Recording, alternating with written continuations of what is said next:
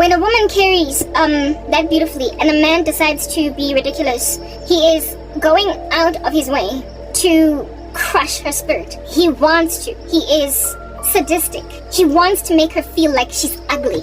Because regular men, decent men, normal men, men that are not just violently abusive, even when a woman carries badly, horrifically, like when she becomes a whale, when she becomes a walrus, wadi chubaba, and her neck gets black, and she gets these thick ankles, and wada.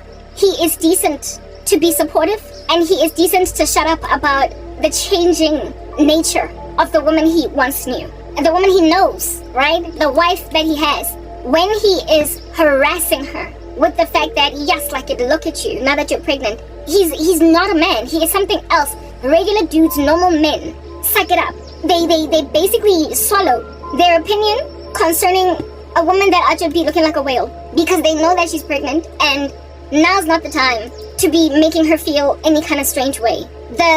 I would imagine, let me not say grand majority, let me rather say the common thing, or maybe it is a majority, but maybe not a grand one.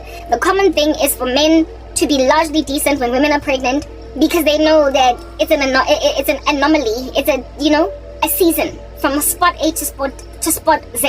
Let us be decent, cordial, and let us not add insult to injuries. So most normal men, common men, when they're dealing with a horrific pregnancy, and that a woman is out here manifesting all kinds of ugly in the middle of pregnancy, they tend to be mum, and they're still supportive, and they don't raise it. They don't raise it, because that's what's decent. But every so often there are men who are blessed with these quaint little, just this gorgeous chick that is just carrying so beautifully. And when you are dealing with a gorgeous chick carrying beautifully, where nothing of hers changes except the fact that there is a Stokesweets in front of her, and you're still horrific, you are diabolical. You are diabolical. You are different from a lot of men. You are something of scum. And my dad was that. It needs to be comprehended that my father was the kind of man that every woman should avoid. There are extremes in this world of crazy men. Like, there are regular husbands that will forget your birthday. Like Bryce in the movie Temptation. He wasn't abusive, but he did an abominable thing. He should have put it in his diary. He was irresponsible.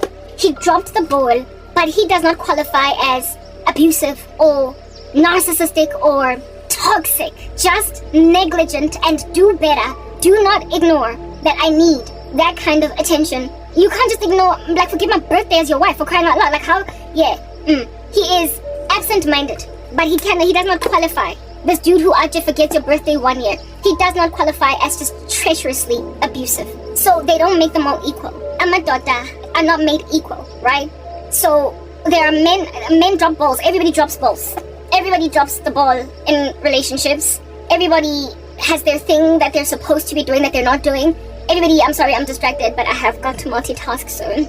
Have mercy. Everybody has got their own thing that they're doing. And with them not being perfect human beings, essentially. Okay, I think this is the perfect parameter. Sorry, I'm looking at my silence detection and I don't want it cutting out my words, so that's what I was editing over there, but we're back now. Able to concentrate. Able to concentrate. Able to concentrate. Able to concentrate. Not really, because look at me singing. Yeah, there are men who actually will drop the ball or not buy flowers, like, because or a dry season of this flower buying, or him not be sufficiently romantic, like a dude that has to be inspired or motivated or spoken to time and time again. But why didn't you buy me chocolates? Why didn't you buy me flowers? If you date a guy like that, you're a girl, your issue. But you don't get to call him abusive. It's not abusive, it's just he's been built nasty. He's been built to be one of those everything is about me guys, and I don't really know how to be a boyfriend or a husband. I think that it's all about just making out a bunch, having sex, and hugging a lot and talking a lot on the phone. But I mean, go out of my way, extra mile, buy gifts, buy flowers, chocolate, what's that? There are men like those, like they're so freaking dry. They're just dry. They think that romance is just kissing and making out and having somebody with whom to share living quarters. They just don't see the difference. They don't see the need. Like, I had a friend that had a boyfriend like that. I thought he was such a jank. But albeit me thinking that he was a jank, He wasn't abusive. He wasn't abusive. All men are equal, but some men are created equal than others. There is a certain kind of excruciatingly abusive man that makes it his prerogative to put you down. No, he hasn't, by omission or neglect, forgotten to buy you flowers or remembered your birthday. That's jerky, but it's not abusive.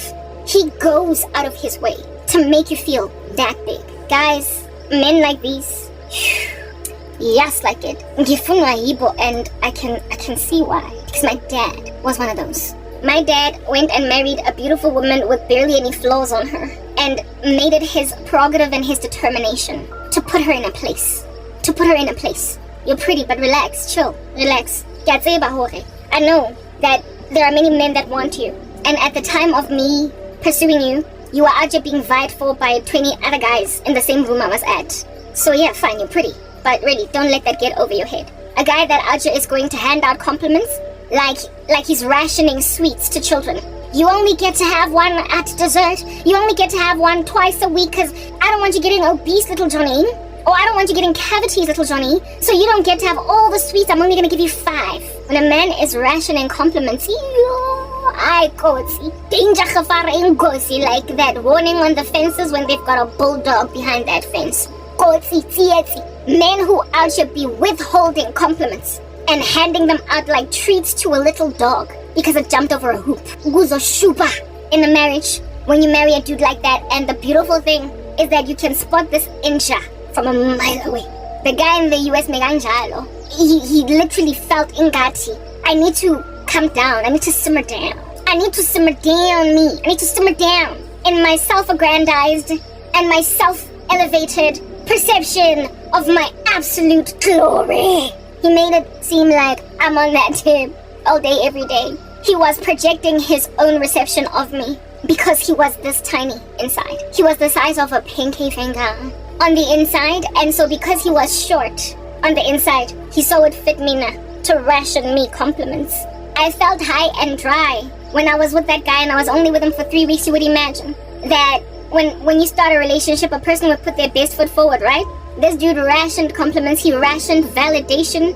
He would not tell me what I wanted to hear. And the sad thing about that with me is that my primary love language is words of affirmation. I cannot be with a narcissistic man that is crazy abusive, that doesn't want to validate me. I cannot be with a man that will not shower me with compliments. I cannot be with a man that will not speak sweet nothings to me. Literally, I need that because my love language, my primary love language is words of affirmation. I need to be told that I'm good.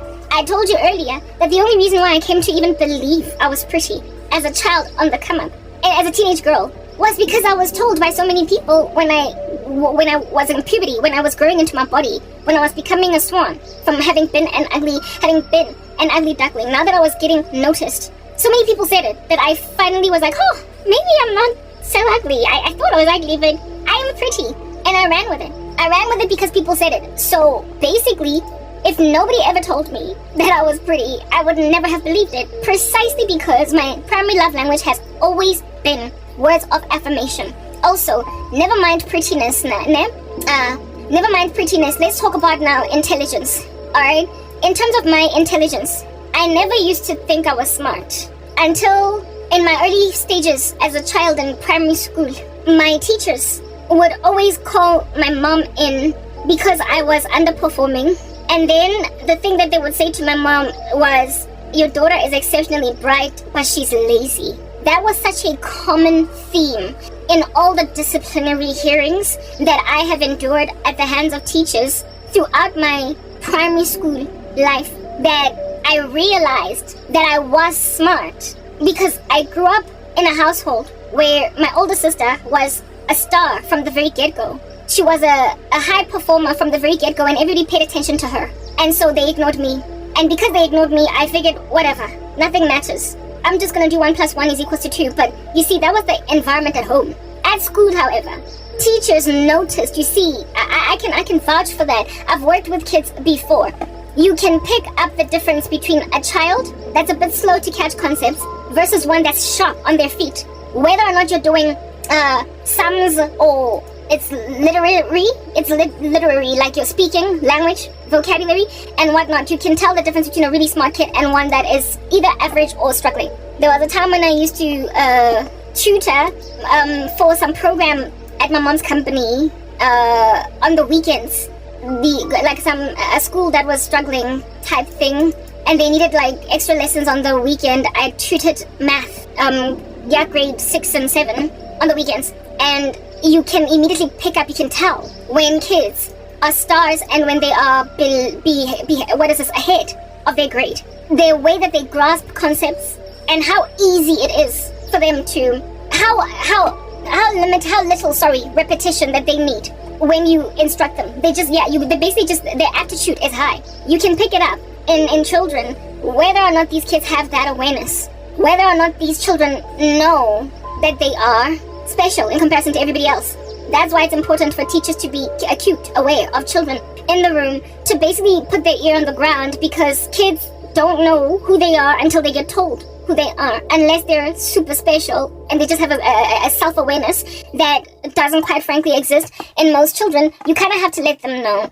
So a kid that's actually ignored at home can be discovered by a teacher. A kid that is ignored at home can be discovered by a teacher, and that's what happened with me. I was discovered by teachers. I was lazy. I did nothing. I did not invest in my education. I was just going through the motions like everybody else, drawing a circle, drawing a triangle. Yeah, until enough teachers in my primary schools, all of them, like St. Matthew's and Mayfair Convent and Winchester Ridge Primary, my teachers were always extremely frustrated with me. Enough to, because I wouldn't even do homework, like stuff like that. I was so lax when it came to schoolwork. I did not care. So my mom was always being called in, and on the rare events that she actually came through and spoke to teachers, and I was scared out of my mind, they would say the exact same thing. They would say, your daughter is extremely gifted. She is smart, but she's lazy. I took all that counsel, and when I got to grade 9 in particular, in high school, grade 8, I was still dragging my feet. When I got to grade 9, I was like, as in, according to people, me, I'm smart. So let me test it. Let me see if I'm actually clever. Let me see if I studied, what would happen with me? How would I perform? How would I perform? And I dedicated my grade 9 year to actually really like putting my all into my studies, and I soared. I became a teacher's pet. I became a teacher's favorite. I became those kids that would annoy you, go skolong. So because of that, I finally realized that I am smart.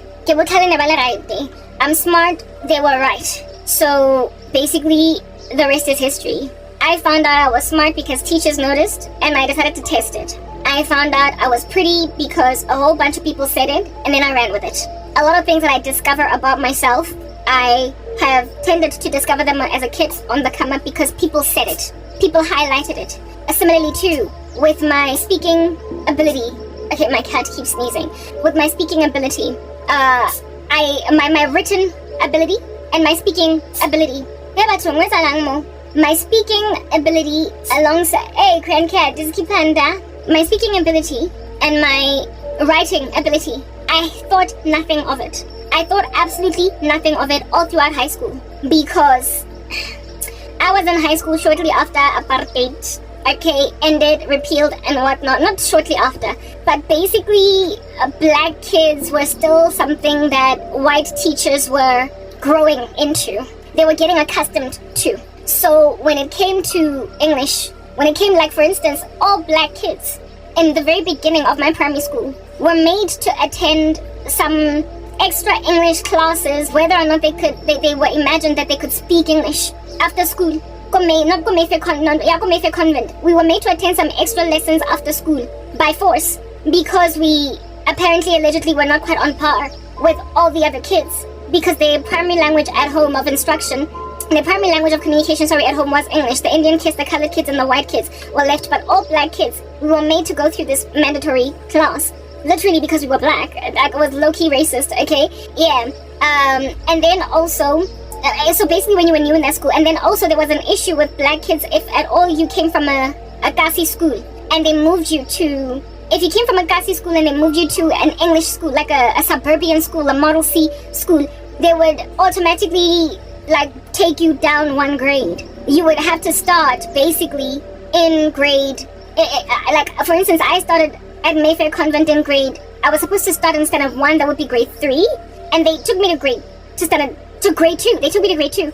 Thankfully, it was the same age group as everybody. So my grandmother and everybody took us to school 1 year early. So thankfully, I was 1 year ahead anyway. So I basically caught up with my peers, but I was supposed to matriculate at 17 instead of 18. If they didn't do that, yeah. The only reason they did that was because of the fact that I had come from a school in the Kasi, and so they insisted that I don't start in grade 3, but rather start in grade 2. And then go to the funny little class after school for black kids. Yeah. Because of the way that we were thought of as black kids on the come up in the education system in this country within white schools, they tended to automatically have a bias upon receiving our papers, like our English papers, comprehension, literacy, poetry, you get my point, English at all, grammar. They automatically assumed, especially when it came to like writing essays and orals, like speeches. I don't know of a single black kid, unless they were already an academic in all other classes, that was able to soar in English. Like, it was just always such a strive thing to pass with exceptional grades in English from grade 8 to matric. It was such a striving, and I could not understand why is this easiest subject out of all of them such a striving to pass. And I only came to learn that it was a striving, not passing it was feasible, just not passing it with like 88%, 90%, 75%. Like, you'd be actually getting from a 55, 60. Like, why am I getting such low marks for this subject, and yet I'm killing it go science, I'm killing it go everywhere else? Yeah. And it was like that with all my girls. It was like that with the black kids, like all of us. We were just being marked so terribly. It was a bias. It just dwelled in our teachers. They believed that we are struggling to catch on. And you know, the weird thing about it is that everybody used to struggle with Afrikaans, unless their home language was Afrikaans. White kids that only spoke English at home struggled with Afrikaans. Black kids struggled with Afrikaans. Indian kids struggled with Afrikaans. And colored kids who did not speak Afrikaans naturally at home also struggled with Afrikaans. And yet, sometimes we would do better in Afrikaans than we would do in English. And I believe the reason why that was the case was because it was generally accepted by the teachers in the schools that every group, every race of kid in the school struggles with Afrikaans, unless their home language is Afrikaans. So they applied equity, if you want to call it that, in marking Afrikaans papers. So black kids did not do so terribly in Afrikaans. And yet we strangely, I can't really say that we did terribly in English, but we did not do as well as we deserved in English. I bet you can relate. If you're black, having come from, that time, I was born in 1984, you do the mathematics, okay?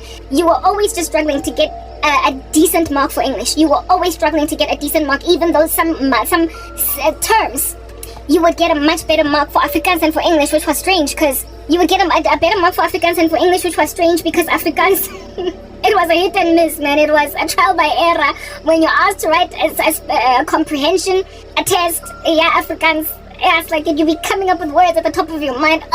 Dus die tafel, ek sal nie laat weet wat gaan aan om te... Yo! And you have to write like a whole one-page essay.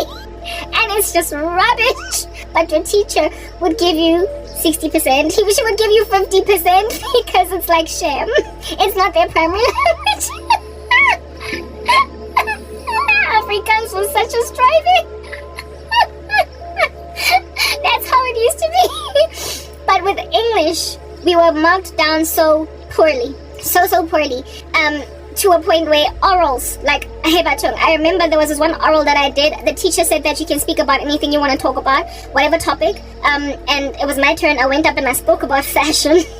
I did a very inspiring speech about textiles. And my classmates came to me, even like the smartest guy in the whole school. I was in a boffin class, let's just put that out there. He was like, yo, Karabo, your speech, like an Indian dude. He was like, yo, Karabo, your speech was so cool. Was such a cool speech. I was like, thank you. My results come after 2 weeks, and I got like 61%. I was expecting to do so well. And also, in that oral, I used the word aura in my speech. The word aura, right? And after speaking the speech, after my speech was done, when I was done, the teacher cynically asked me, this one Indian teacher, she cynically asked me, what does aura mean? Give me the definition of aura. It's almost as if though she was rolling her eyes the entire time when I was doing that speech, because as a black girl, I'm just out here experimenting with words I don't even understand. I went on I rather had to explain to her what aura is, the general energy, the air that encircles a person. And she was like, okay. And she still gave me 61%. It was so condescending what she did. I was sad, but I was a kid at the time, and I imagined that teachers are always right. So I didn't argue with it. I didn't fight it. I did not contest it. And this would be an issue all the way up until matric. And then I started, so basically I did not have much faith in my written skills, because I could never break past 65% in English. I literally could never break past 65% on anything called English. I couldn't. I was just always hovering in the 50 to 65% percentile. And this would happen all the way up until matric. Still to this day, if you were to look at my matric certificate, my English higher grade, 60-something%. I could never break past that mark, no matter how well written my speech was. But then again, I didn't know that it was well written. And then I get to university. So because I did not believe in my speaking ability or my written ability, seeing as I'm that 61%, I'm basically just crazy average. I'm chilling slap bang in the center of the normal distribution. That's what this teacher was telling me. I'm average. And I was told all my life that I'm average. Don't quit your day job to become a motivational speaker. That's what that teacher was telling me. Those teachers, but the Indian teacher in grade 10 was especially harsh, okay? Yeah, anyway, whatever. I didn't get to varsity first year, and I write my first essay. My first essay was written for Psych 1, and I remember that the lecturer told us that we could write it freehand. We could write it with a pen. All scripts in varsity, you have to type your essays, right? That was back in the day when people were still writing things, and computers were not so prevalent all over schools and whatnot. So, seeing as they knew that we came from a time, high school, where everything was just written down, barely typed, we did not have an ICT school like what it is that's going on in these days, in these 2025 streets, where there's computers everywhere, kids go to school with laptops or iPads and whatnot. Back then, it was pen and paper, baby, eraser, like Karabo, Tipex. Yeah, that was then. And even then, Tipex was disallowed at my school. Kubi Limanana. So in first year varsity, they knew what we came from. So our first essay, my first essay, Yako Psych 1 Wits, was they told us that we could either type it if we wanna, but going forward we're gonna have to type. But in this particular instance, since we're fresh out of high school, we can handwrite it. Okay, so I chose to handwrite mine because I did not have a reliable computer at home, and I didn't want to stay in the computer labs at school. So I handwrote my essay based on all the instruction that they gave us. This is how you write an essay, this kind of referencing style, what fish base, etc. Yeah, cool. And they were also not too pedantic about referencing. They were just training us, starting us out basically on how to write an academic paper. And we had a topic, I chose one, and I wrote my essay. I submitted it, it wasn't submitted a day late.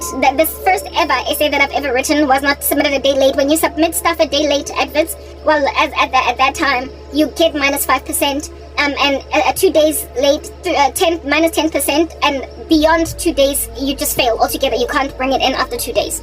Okay, cool beans and bananas, very well.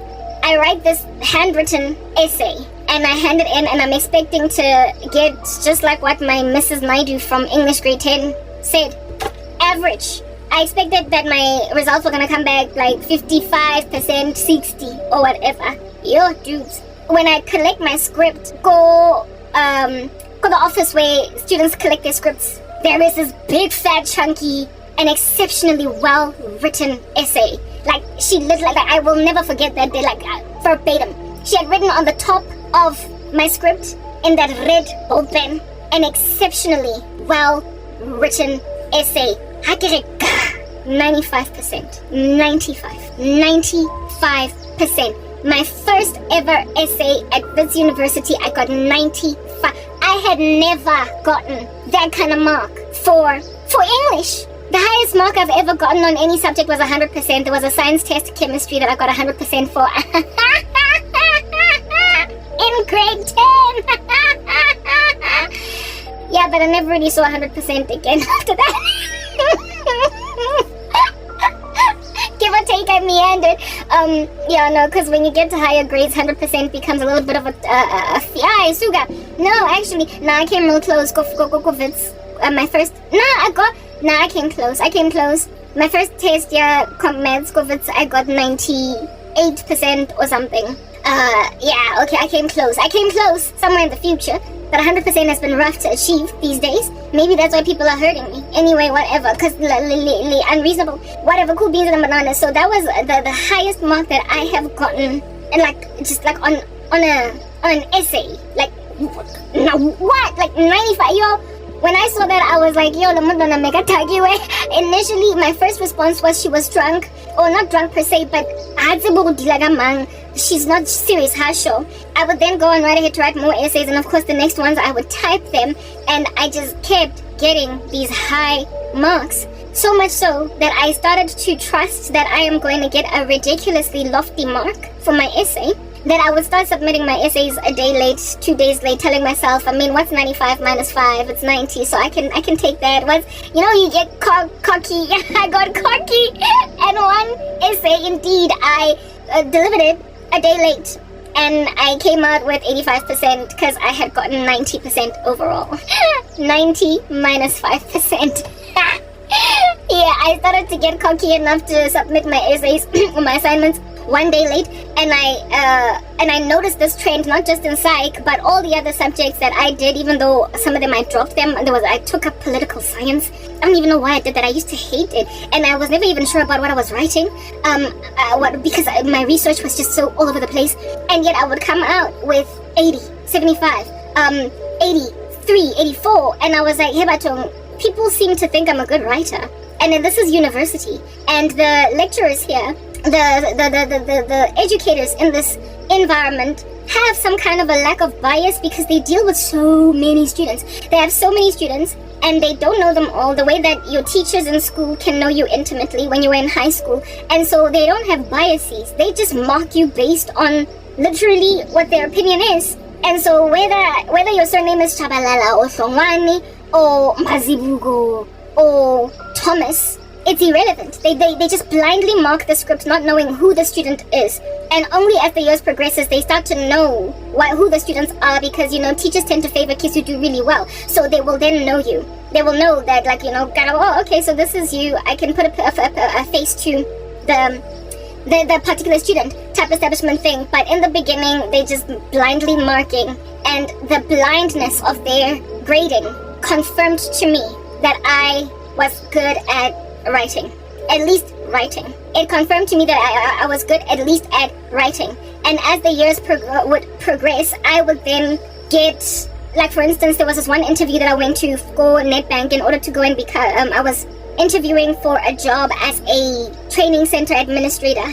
And the lady stopped me midway in the middle of the interview, was like, I'm sorry, you're too eloquent, you're too well spoken, we can't hire you as a training. We can if you want the job, it's yours, but how would you like to rather be a trainer? Because the way that you articulate yourself, the way that you conduct a room, the way that you capture people with your words, it's just astronomical. So I would adore for you, if you don't mind, to interview rather as a trainer. How do you feel? And that's how I basically got bumped up a huge promotion, a job that I was supposed to take years to get if I was going to make that my professional track. So and then that's when I became a trainer, a facilitator at Nedbank.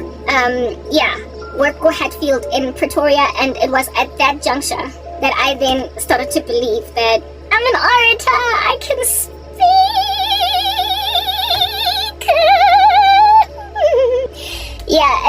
It was that opportunity awarded me at Nedbank that then made me realize that I can speak, and that literally once I go interview, I don't go back, and that I'm actually really good at conducting a room, keeping a room, speaking to people, keeping them engaged. I have a way with words. And when then I happened upon the discovery that I have a way with words, both orally alongside written, I stuck with it, I ran with it. So basically, once I got to any place of conviction, of any skill, any talent, any gift that I've got, I ran with it. I never ever turned back. I came to discover in first year varsity that my English teachers in high school were biased against black kids. Hence, they kept on marking us down.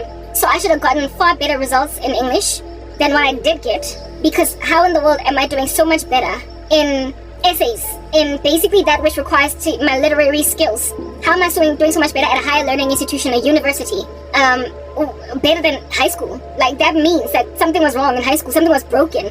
And the thing that was broken in high school was the way that they were dealing with black kids. they were still very biased. They were still looking at us like we are struggling. And so they marked us down to a point where we even did better in Afrikaans than in English. Like literally that was still happening when my sister was in the very beginning of her studies, like when she was in primary school. She used to do better in Afrikaans than in English. And I think that was basically, the system was still weaning itself off. I don't know if it's still like that today, but my younger sister is younger than me by 17 years. It was already so very many years down the line, and yet my younger sister was still out there killing Afrikaans better than English. And it's weird for a black kid that comes from, you know, like largely we speak more English than we speak Afrikaans, and yet we used to do better in Afrikaans than in English. It was weird. Anyway, whatever. You get my point. But that whole thing that I spoke, because I can be loquacious, I'm long-winding, but I hope you like my stories. If you don't, whatever, gouge out the eye. Okay, yeah, I'm trying to help you understand that which built my suite of understandings as to who I am and what I can do was established by words of affirmation. I was validated, but absent of the validation, I literally would have stayed in the dark concerning certain talents that I had. So for instance, if I never ever went to a higher learning institution, if I didn't study further, I never would have known that I can write. I maybe might have found out somewhere along the way that I can speak, but I certainly would never have known that I'm so excellent at writing that I can basically tutor, I can train. It got so good, my writing, that I started getting asked to edit stuff by various students and my friends. And like this one chick used to always come to me about taking me to second assignments because she was also trying to use and abuse me. So at some point I had to like cut her off, type establishment thing. But yeah, I was known for basically pulling in favors in terms of written work for a whole bunch of people. Even one of my ex-bosses asked me to write a letter for her that she wanted to send to Radio 702 for her son, because her son was sick with some kind of cancer, and she wanted to win a competition at 702, and they had some wish, can you win a wish competition at 702, and people had to write in what they were wishing for, and this woman wanted her child to be basically homeschooled using technology. And that was before it was as easy as it is today with COVID-19 having done that to the world. Back then it was really quite onerous to get that done, to connect basically a teacher remotely into somebody sitting at home. Because the kid was sick, the mom wanted to do that, and she asked me to write that letter for her because she trusted me to be compelling enough to Radio 702 for her to win the competition. I don't know if she won that competition or what, because before the results could come in, I quit the job, I left. I only stayed there for 6 months, and it was towards the end of my stay in that company. I was there for like maybe the last 3 weeks, then I left. So I don't know if she won or what, but she certainly trusted me enough because she had interviewed me and we had exchanged emails, and she was like, Karabo, please write this for me because you're really good at writing. So that was validation from my former boss. That was what happened at the call center where I used to work. Validation from this university, lecturers marking me a particular way told me that I could write. And then validation about speaking. One of my former bosses, before I could work a certain job, she rather recommended I work another job. And then it just kept going. And then people asking me for favors, what a fish paste, etc. So, long story short, I know that I can speak and I know that I can write because people said so. And so now I do it with confidence. Y'all need to understand a woman like that. I mean, literally, I can be long-winded, I get it, but I'm getting to a point, right? I'm building an argument here.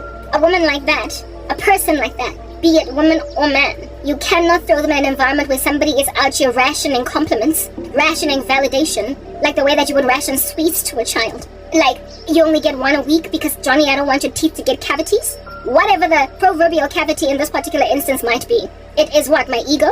It is what? You not trying to toot my horn?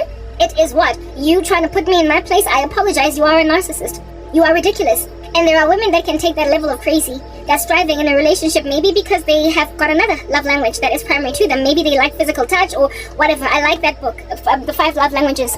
I don't think there's anything to it that is new agey or occulty or whatever. I do believe that it explains basic human behavior. You know, when it comes to books that are very psychological in their nuances, throw out the bathwater, keep the baby. I have that mindset, and I've spoken about that before, so let's move on. So maybe other women liked gifts, right? Like that is their primary love language. And so because this dude is out here perpetually just buying them shoes, they don't notice that they're dealing with like a ridiculous abuser. But it is so quick, it's so easy for me to pick up abusers from verbal cues. It's easy because the gift of the gab is my primary gift, so it makes sense that the gab in other people is what I respond to. Like auditory stimuli is what under heaven that jives me, it moves me. It makes sense why I'm born again, right? Because faith comes by hearing and hearing by the word of God. Amen. Yeah, I already gave my life to Christ because somebody spoke it. Yeah, I have the thing about hearing stuff. Yeah, cool.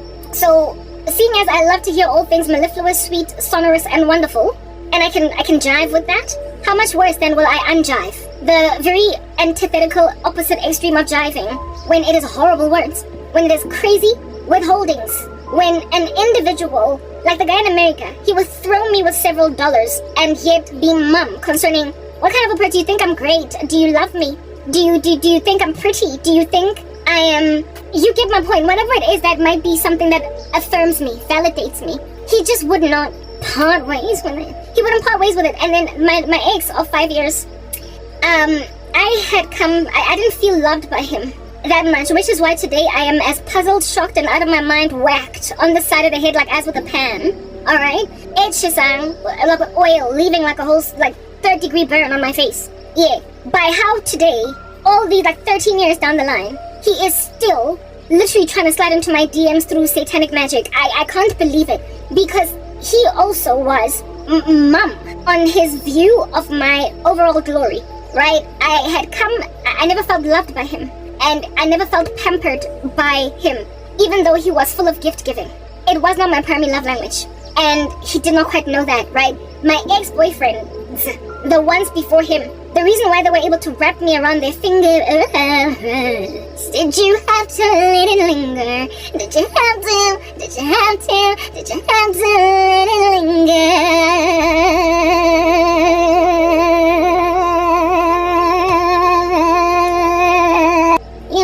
Such a fool for you.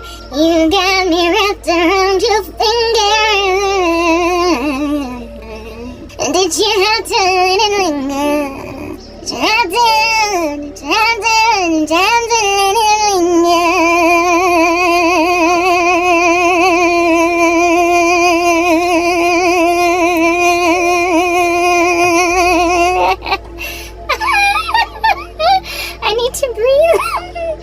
Yeah, anyway, I'm sorry, that song just came to me. Okay, yeah, no, a lot of my exes, especially before I became very mature, just wrapped me around their finger despite their indiscretions, despite, like, my ex-boyfriend, the one that I was with for 5 years, was by far the most stable boyfriend I ever had. By far the most reliable, by far the one that I trusted the most, to not do strange things, to not philander, do whatever. By far, it was the most stable relationship that I had ever been in. Hence, it lasted the longest, okay?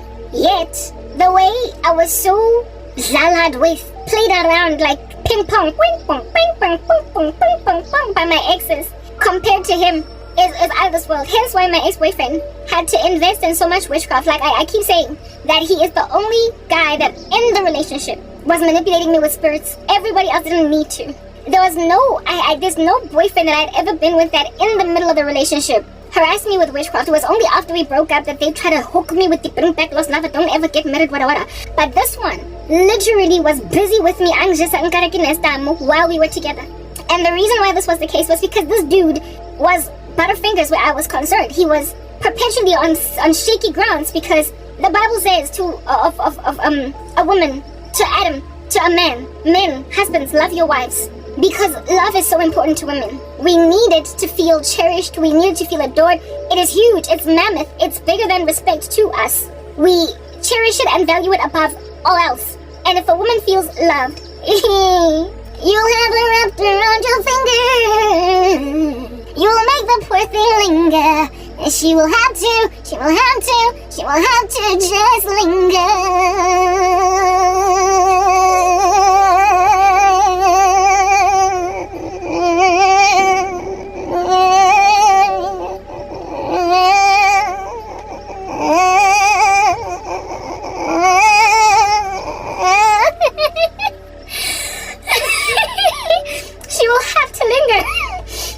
She'll linger, even if she wants to get out. Even if she wants to get out, if you know how to hook her with the phantom, the fantasy that you love her. If you know how to hook her with the phantom or the fantasy that you love her. So there are certain acts that evidence that a man doesn't love a woman. But there are certain ways in which a woman perceives love. And like I said, I really like that word 5 love languages. If a woman perceives love through words of affirmation. Hashem. Even though you are doing very unloving things and you are narcissistic, the moment you are like, but baby, you're so amazing, you're the best thing that I've ever dealt with. There's no one that compares to you. You know you're my ride or die. You know you're my rock. You know you're my this. You're so beautiful. Don't nobody compare. Baby. Oh, if this person starts breaking out into a Justin Bieber, you know I'm such a fool for you. You have me wrapped around your finger. Did you have to let it linger? Did you have to let it linger?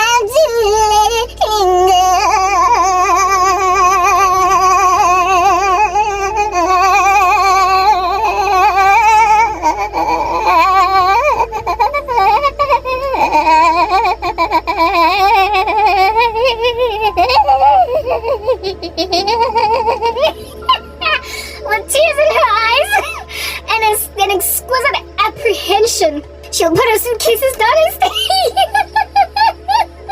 She will stay in a toxic relationship that makes no sense because this person actually appeals to her love language. But of course, there is a threshold. There is a place where a woman, there's nothing you can do to reel her back in. But if you basically prosper to make her feel loved, nothing else matters to a woman but that. There is nothing that matters. There's nothing of grander importance. There's nothing more paramount to a woman than feeling loved. Nothing more paramount. Everything else is always secondary. Everything else is always substandard to love. So therefore, the opposite is also necessarily true. You know I'm not a fool, you do. You can't never wrap me around your finger. Cause you don't love me and I don't care to linger. You can't hope me, you can't have me, you can't keep me, I ain't linger. It's a limo this time. If she feels appreciated and unwanted and uncherished, she will always be Butterfingers. She will always be like what is this? She will always make the man with Butterfingers. Slippery, grease man. She will always be like Grease Man in Ocean's 13, Ocean's 11, and Ocean's 12. Somebody that just can go through small little holes. That even though umvimbele, umubambile, umkunzi, ubatsibams, regular, dirasa, regular machine. I'm sorry, I just had to break out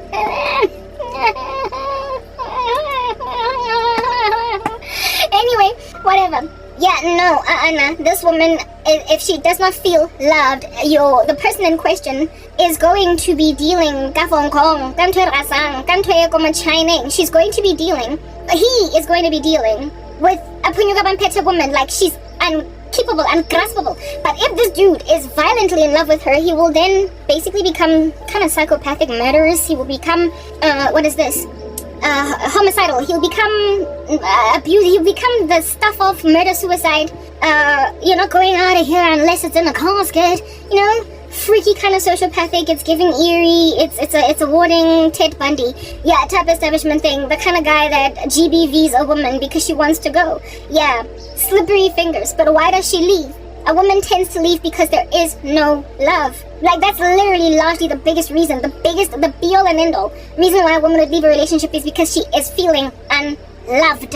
So if a dude out here walks in ways so as to give even the optical illusion of love, like you could be a total jerk, but you give the optical illusion of love by honing in on her love language, you could keep her lingering for slightly longer than it would take for her to finally pop, burst, hell hath no fury like a woman scorned. Basically keep her sticking around for so long that by the time she wakes up, she's really mad and now the one who's killing is her, right?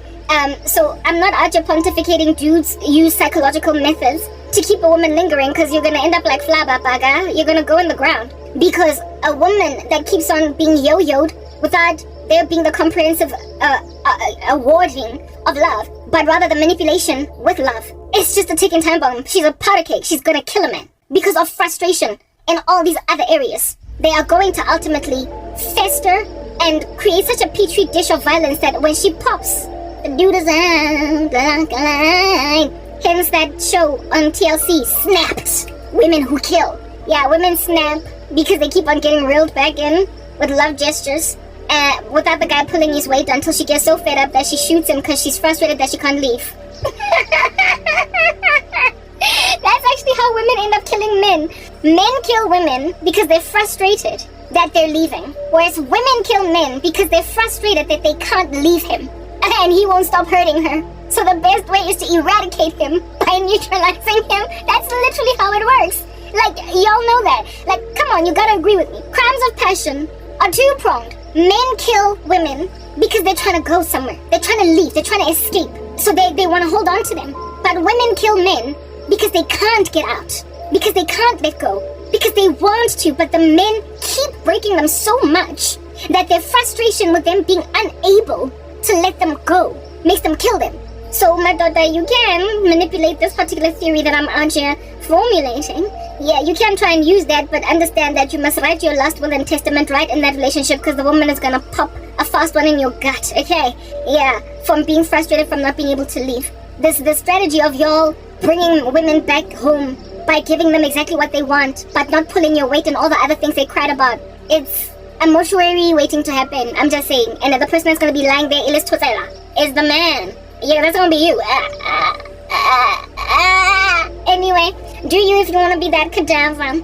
And this woman will then sing Cell Block Tango, feeling like you had it coming. If you know what I'm saying. Anyway, whatever. Cool beans and bananas. So now that we have spoken that, Mina, Karabo, I am grateful to God that I guess my ex-boyfriend did not for the life of him. I get that right. That's the only thing that rescued me from that guy, I promise you right now. My ex was mum. All the other exes of mine, even though they were substandard in comparison to my ex in terms of the delivery of basically pitching, coming forward, arising, delivering in the relationship, even though they fell short significantly in comparison to him. Literally, he was by far the best boyfriend I ever had, but he was also by far the one under whom I felt least loved, the one by whom I felt least wanted, because he just did not get the whole words of affirmation thing down. He didn't. My exes, Ashem, butter tongue, yo, that's like it, smooth, yes, my ex-boyfriends used to shower me with compliments, yes, whole night when we're together, whole day when we're hanging out. Yo, baby, you're so pretty, you're so beautiful, oh my goodness, you're so gorgeous, yes, like, I would melt. I'm dealing with a player. I do that every so often, albeit telling me that he thinks I'm so beautiful. He will then throw me the little stunt work of black and yellow black. My ex-boyfriend used to say black and yellow black. I'm just anyway, but after I get that irritated, he would reel me back and wrapped around his thing. He used to compliment everything, my sense of style. Oh, you look so good. I love your sneakers. Look at how those jeans sit on you. Oh my God, yo. I was like, girl, I am so surprised to see the young fine woman that you grew up to be. Your body's banging like a 400, whatever degrees, even your attitude. They were giving music soul child. Like through and through, except the last guy that I was in a relationship with, or at least any reasonable relationship. Yeah, proper. Everybody else, nebang botora, they used to butter me up, yo. And so I would out here be like that. That's the only reason why I lasted almost 2 years with this one other cheater. Like he's running in the wilderness with spots. Guy, you, this dude, oh, this guy used to cheat. Yeah, it's like it. He used to cheat. He was so bad for me. He was horrific. He was everywhere. And I knew one day Z3 easy. Nakhona, I was not even prepared to go out like that without protection because Nali all over. There was nothing that I could do. Kodwa, botoro, butter, honey. Yeah, he was so good with how he spoke with me. He had these words of affirmation the whole time when we were together, from the moment we hooked up until he says goodbye, good take scene and closes the door. I felt like and he was willing to part ways with all of those Smarties and Astros and Skittles and jelly babies and sour worms, because he was not out imaginative that I'm gonna get cavities from all those sweets. I loved it. And I stayed with Cheetah for almost 2 years. And the relationship didn't even end because I dumped him. It ended because he got intimidated that I was moving to university. So, I mean, really and truly, if a woman can be kept in a relationship, even with Injayama Yogohobola, Munawa Hogi Bo Brewing, Munawa Hogi Jogo Jogo. Even when you're dealing with Bobby Jogo Jogo, if Lord Bobby pins down your love language, Shem, okay, you love 5 years, le Bobby when. Munawa Hogi Jogo Jogo. For 20 years, ungetse Bobby. And you just keep reverting like a bra strap. Just keep reverting. You know? Bobby cry HIV anyway, whatever, but you get my point. Yeah, my ex-boyfriend did not get that right. He did not get that right. And I was there with him for 5 years because unang tswere Bobby. Because I was on my way out. All the other exes, they'd be like, oh my goodness, you're so beautiful. Thank you. Thank you. Yeah, type of establishment thing made me feel all warm inside. If anything, there's a guy that almost took me from my ex. Because one time when I was standing with him and I felt like, he's just staring into the sunset. Yeah, Miss Anne. He was like, my gosh, you're so beautiful. Hey, my heart. I got these a flood of feelings in my heart, in my stomach. Because he said I was beautiful. The sky, the horizon. I was just looking into the sunset. Thinking about nothing much. And this dude staring at me, he was like, my gosh, you're beautiful. I was like, thank you.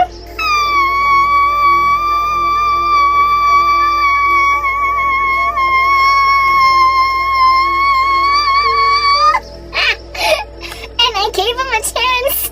One time during a breakup with my ex-boyfriend, I gave him a chance because this dude, Skittles, Smarties, chocolate, arrow, tiny bubbles, arrow, so divine, arrow, make me happy, arrow, make me glad all over, arrow. Cause this dude was actually giving me bubbles in my stomach, butterflies, just by simply throwing me so much validation that I got feelings. It was my love language. My ex-boyfriend had a rough time. He had a rough time with words of affirmation. And I don't know if that was his own love language or what, gifts. He was big on gifts. He was the first guy that I ever dated that, basically showered me with gifts. But it was never enough. Even though it was unique, it was rare, it was different from every other. One of these random El Cheapos that can't even buy a sister some flowers. It was different, and I appreciated it.